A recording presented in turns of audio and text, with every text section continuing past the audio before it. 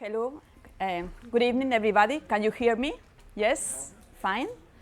What I am going to talk to you today is about the cerebral cortex. I'm not sure how many of you are aware of what is that, but basically in the brain, the cerebral cortex is allocated in the most surface part of the brain and is mainly the main place where in many species, in mammalians and other species which does have kind of different cortex, but mainly in human beings is where the most complex functions are allocated. For instance, the visual system, why you are seeing me and you are seeing how I dress, or the sensory system, how you sense each other, or the auditory system, you are listening to me, but also the speech, the language, or the comprehension of this language, or also things that are even more complex, the memory and learning, and also the thinking, the personality. All these things are allocated in this area of the cortex. So how this cerebral cortex is built? So the cerebral cortex has some number of neurons during development, very early during development, where we calculate this in human beings is between 10,000 neurons so far, and these neurons are born, the cradle of these neurons are allocated in one area of the brain which is not really yet developed and is, I'm not sure if you are aware of that, but we have kind of cavities in the brain, which we call ventricles. And the ventricles, in the surface and the walls of these ventricles is where most of these neurons are born, mainly in the cerebral cortex. So these neurons are born, are proliferating, and along development, since we have the first part of the embryo till this embryo is developing, and in the human beings they are born, so we change from having 10,000 neurons to having more than 100 billion of neurons. So you can imagine how complex all this structure could be. And one of the things more interesting is that the neurons, most of the neurons stop to proliferate or divide. This is the word that we use, the proliferation, the word that we use to somehow translate what the neurons does, which is divided themselves and produce more neurons. So they stop.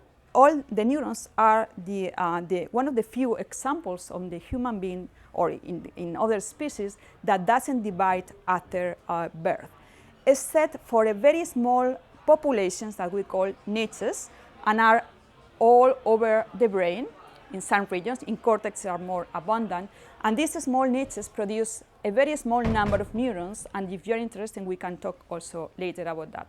These neurons that are producing along development, but most important along the adulthood in these particular niches. These neurons are going to be important for some of the functions that we know now, like memory and also learning. And these neurons are modified by environment.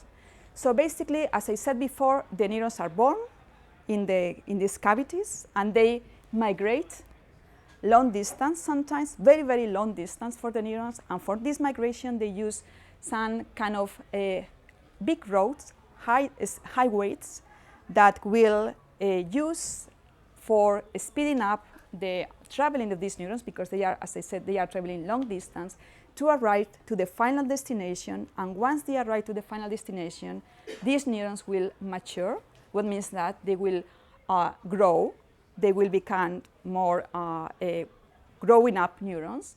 And in this maturation, what they do is that they extend what we call neuropile. They extend two different type of extensions. One, what we call dendrites, so they form dendrites, and these dendrites are kind of antennas, which will be the structure that will use these neurons to get all this information and to process all this information that are arriving from other neurons. And this antenna will transfer this information to the soma, to the body of these neurons, and this body will extend this information along another extension that the neurons have, which is what we call the axons. And the axons are what is a kind of cables that will connect different neurons each other, and it will be important to connect neurons that are close, but even more important to connect neurons that are in different distance. For instance, we know now that we have neurons that are connecting this area of the brain with this area of the brain. And you can imagine, if you're thinking, how small is a neuron? Because we cannot see. We need to have equipments to see that, like microscopes. So how long it has to be for this neuron to extend these long axons and connect to the other areas. So the way that these neurons are connecting each other is they use a particular structure, and which is called, we call synapses, and is a type of plaque. So this plaque will be the connection between one neuron and other neuron, and this will be key for having this transfer of information from one neuron to other neuron. So when these neurons are plaque, what happens in development happens something that is very interesting, which is what we call pruning. So in general, there are more of these cables than eventually it will remain in the final brain. Why is this happening? So you think on the trees. So the trees have all this kind of pruning. So why do the trees have this kind of pruning in winter? All the trees in the city. So the reason why these trees has this kind of pruning is that because they need to have, they have to strengthen their power to grow up better and to just give us these beautiful shapes and sometimes even flowers. So the circuitries needs to have also this pruning to strengthen better these circuitries and to make these circuitries more efficient and more powerful to have the final shape of this circuitry. And now I'm going to mention to you one of the things that for us is more fascinating, and is one of the things that my lab is working on. In the cortex, there are two different types of neurons. What we call excitatory neurons, which is what we call excitation. So basically they are proactive, they go plus, so they are active. And the other type of neurons, what we call are interneurons. So the interneurons are inhibitory. They are just blocking the information, kind of blocking information. So these interneurons, these inhibitory neurons, are the number of these inhibitory neurons is really small. But the role of these inhibitory neurons is to shape the activity and also to coordinate and synchronize all the firing, all the activity, or all the, I will explain now more better, I think, all these speeds that these pyramidal cells are having. So what that means? What means is that, so if we are all here in this room and we are all talking at the same time, what will happen? It will happen is that we wouldn't understand each other because there are a cross of information, and I will not listen to you because maybe I just listened to you and you were talking to each other. So it was going to be a mess. So what do we need here? We need a moderator to somehow coordinate this modulation.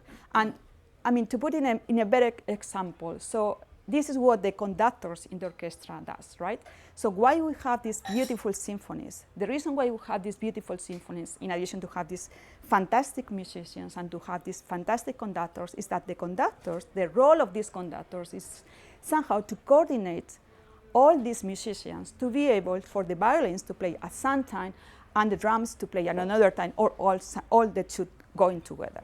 And this is why we are so excited about these symphonies, and we are having so much pleasure of these symphonies, and we understand what is going on there. So these inhibitory neurons is precisely what they do that. So the excitatory neurons, the big number of neurons that we have in the cortex, they are all talking at the same time. They are really very active. They are talking, and without these inhibitory neurons, the information that will be transferred on this cerebral cortex will be really deficient and impaired. And this is what's happening in some disease indeed. When there is a failure on this communication, what happens is that we lose some of the main functions, like for instance, cognitive functions. And so I'm not sure you have any questions so far. Is everything more or less understood? So basically, what happens when one of these systems fails? So I told you that the neurons born, they migrate longer distance, they differentiate, and they extend these cables and all these plaques everywhere. And then there is these conductors of the orchestra that will be able to synchronize and moderate all this information. So to be able to have all these processes going on, all this born of these neurons, migration and differentiation, it's very important that we have the precise molecular code for all this is happening in the precise time, window of time, and in the precise place. So all this code is given by our language code, which is our ABC, which is the alphabetic code, is the DNA. So the DNA will produce the information needed for produce the proteins that will be the ones that will somehow place all this code along the brain and also in other structures. But for the brain, it's really key that this code is very precise, because you can imagine this 100 billion of neurons, which is equivalent to, or the consequence of these 100 billion of neurons is 10 to the 15 or even more thousand of synapses or contacts, plugs between these neurons. To have all this precise organization, it's very important that all this code is very clear. So when we have mutations, what happens is that this code is wrong, and something is happening along these mutations are particularly determining some particular of processes and what I have told you to you. And if we have somehow a mutation that will disturb migration, for instance, we will have less neurons arriving to the right place, and we will have a problem on the organization of this particular structure that in this case I was talking is the cerebral cortex. So I am going to put two examples of what happens when we have one of these wrong codes, which is, for instance, in autism, different autism disorders, or in schizophrenia. So if you remember, I mentioned to you about this pruning that happens on the synapses and on the axons, these cables. And this pruning, as I said, is to strengthen the efficiency of the circuitry of all this wiring. So when it has been shown, there are different types of autisms, but there is a group of this type of autisms that has been shown that many of these codes that are important for shaping these plugs, for doing this pruning, is not longer well produced. And when this happens, there is no pruning, so there is not a strength to the circuitry. So this circuitry is deficient, and some of these type of autisms is what we are seeing in the symptoms of these people. And there are other type of autisms that what happens is that we have an imbalance between inhibition and excitation. So if you remember the conductors and the excitatory neurons that are all the time talking. So when this imbalance happens, we have some of the spectrum disorders of autism spectrum disorders, one of them what is called Rett syndrome. And this is what it causes. And similar to this imbalance between inhibition and excitation, not exactly in the same circuitries, but with the similar consequence, which is this imbalance, is what happened in schizophrenia. So now we have many evidence suggesting that the core of schizophrenia is the cognitive function. So everybody that... Sorry, could you speak a little louder please? Sorry. Sorry. Okay. So I was... So. Is not good in that room. I appreciate that. No, sorry. You should say this before. Thank you very much for pointing out that. So basically, what I was saying is that I was putting these two examples of disease that are caused by genetic disruption. And one of the causes, the autisms, some of the autism disorders that are caused by disruption in the pruning of these circuitries, and the other type of autisms are shown to be caused by a disruption in molecules that disrupt the balance between excitation and inhibition. This balance that I mentioned before between the excitatory neurons that are talking too much and the inhibitory neurons that are the conductors of the orchestra. So in schizophrenia, what we have seen, not we and other many people in the field, is that there are more and more evidence suggesting that this balance is key. Maintaining this balance is key in schizophrenia. And now there are more and more evidence suggesting that the core of schizophrenia is the cognitive function. And anyone that is in the room and thinking someone that has schizophrenia, I will think that someone that has schizophrenia has psychosis. And of course, most of the people that has schizophrenia has psychosis, which is the main outgoing symptom that they will have. But there are many evidence suggesting that before having psychosis, there is a cognitive deficit function, and we can speak more later if you have questions about that. So we know now that an imbalance of this inhibition will cause schizophrenia in some of the cases. So I don't think that I'm going to extend more. Is there, how many time do I have? I don't know. Okay, okay. If you have more to say, you can say more, and okay. instead you can keep it for the Q&A. Okay, so I'm just going to finish my presentation to say that we in the center and other people in London and many other people in the world, we are trying to understand how the brain is function or how other structures function, and just to leave this message in the room, why this is important. So if you think you are having these beautiful cars, or maybe not, but very, very useful cars that for you are very important, because you can travel longer distance, or you can travel, I don't think that you can travel in London with the cars, but longer distance. So basically you have these beautiful cars, or fantastic efficient cars, and you will, if this car is broken, you will only trust on a particular garage where you have this particular technician that knows very well how it works. This kind of motor is the Volkswagen, so it's not any one of the others. So you trust on this person.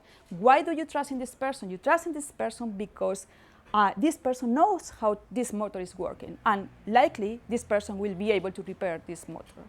So this is why the scientists are working on. So we are trying to understand how things are working to be able finally to repair these things. And without this understanding, there is no way to be able to cure any disease, from cancer to schizophrenia, autism, or Alzheimer's disease. And I just finished my presentation, and we can discuss later.